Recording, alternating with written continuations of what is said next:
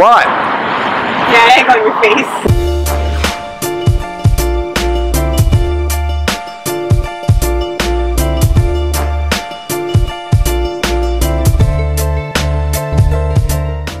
We rarely get out as a family to have dinner, but we're at Famous Dave's in Cherry Hill.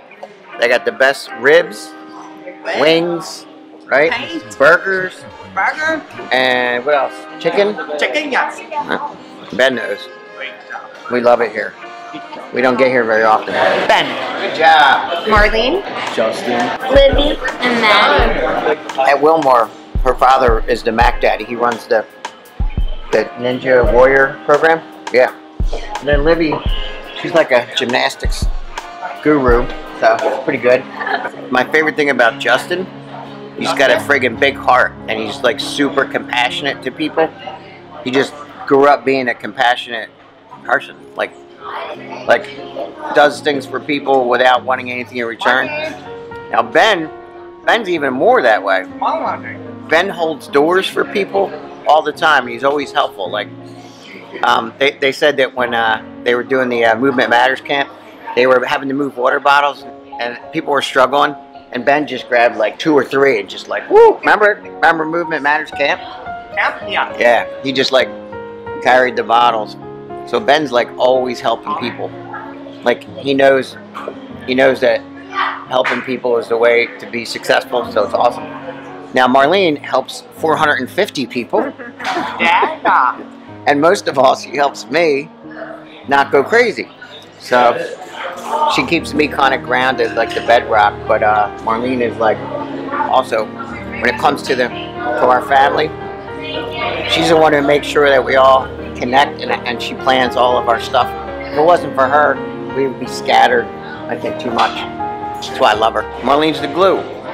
Yeah.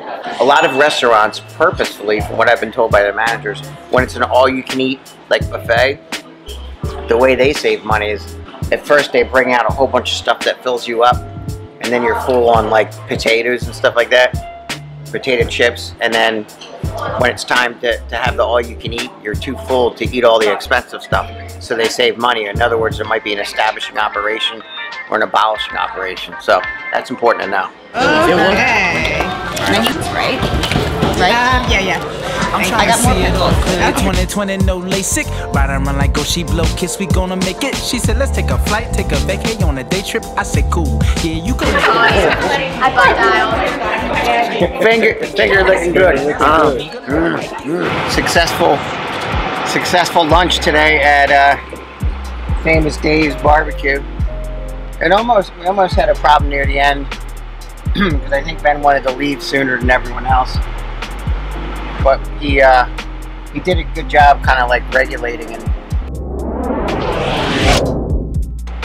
So he started to raise his voice, and then we realized that he really wanted to leave, so we had to wait for a little bit till he was quiet. That way he would leave. We would exit after he was quiet instead of waiting until he started screaming. If we would have got up when he was raising his voice and left, in the future he would have just thought all he has to do is raise his voice and start screaming, and then he gets to leave wherever he is. So sometimes it's a less preferred thing to do, and people in public start looking at you and they're like, what, you know, they can sometimes say mean things like take control of your kid, but we just ignore them now, and we know the right thing to do is wait till he's calm, and then when he's calm, then we leave, because that's really what he wanted. So we're not going to leave when he starts screaming. I think because they don't know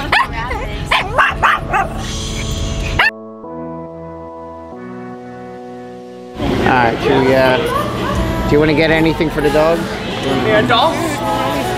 Do you want to get an extra puppy today? Oh, do you want to see the cats? I'll pick cats.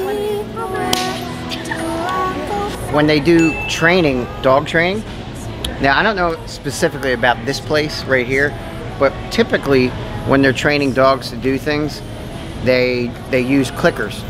So anytime the dog engages in a behavior that's close to the target behavior, they give a click, and then they pair the click noise with a piece of food.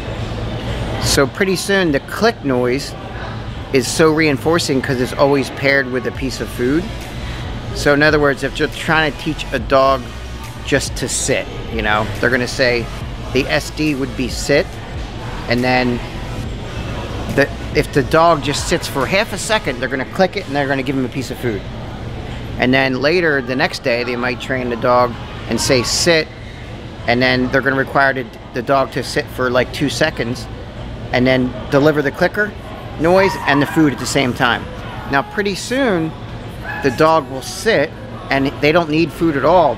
They'll seek reinforcement just from the sound of the clicker. So sit, the dog sits, they click, and then that way they don't have to overfeed the dog and the dog won't get overweight. Pretty soon the clicker becomes reinforcing. So they can start to fade out or put it on an intermittent schedule of reinforcement, which is really cool. So that's usually how they do it. Shaping through successive approximations.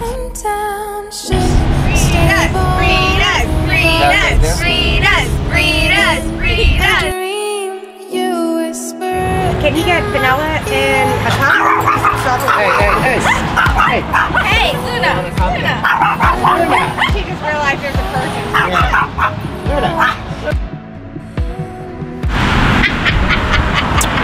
What? Yeah, angle your face.